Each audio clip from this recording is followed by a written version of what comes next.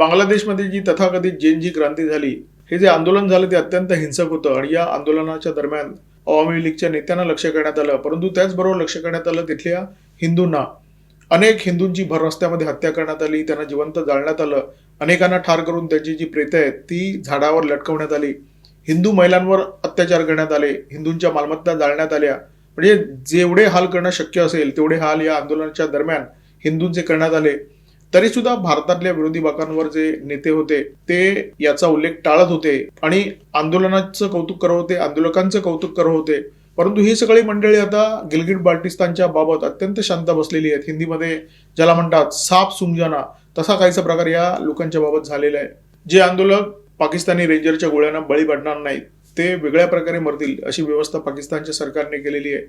या ठिकाणी गव्हाचं पीठ पोचू नये, या ठिकाणी अन्नधान्य पोचू नये, या ठिकाणी पाणी आणि वीज सुद्धा पोचू नये, अशा प्रकारचे प्रयत्न शहबाज शरीफ यांचं सरकार करते आहे.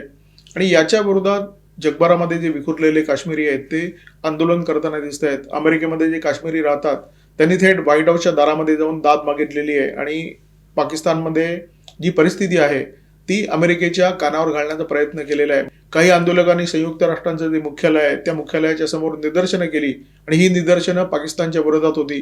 पण एक काळ असा होता की भारतामध्ये जे काश्मीर आहे त्या काश्मीरमध्ये भारताचा वरवंटा चालू आहे अशा प्रकारचा अपप्रचार पाकिस्तानकडून होत होता आणि जगभरामध्ये जे भारतीय दूतावास आहेत त्या दूतावासाच्या समोर हे पाकिस्तानी आंदोलन करायचे. आज चक्र पूर्णपणे फिरलेलं आहे आणि पाकिस्तानच्या विरोधात हे जे काश्मीरी आहेत ते जगभरामध्ये आंदोलन करतायत अशा प्रकारचं चित्र दिसतंय. परंतु भारतातले विरोधी पक्ष, विशेष करून काँग्रेस पक्ष, या संपूर्ण घटनाक्रमाबद्दल पूर्णपणे मौन आहे. राहुल गांधी जे गेले अनेक दिवस बेपत्ता आहेत ते 4 ओळीची पोस्ट टाकायला सुद्धा तयार नाहीत एक्सवर किंवा सोशल मीडियाच्या अन्य प्लॅटफॉर्मवर.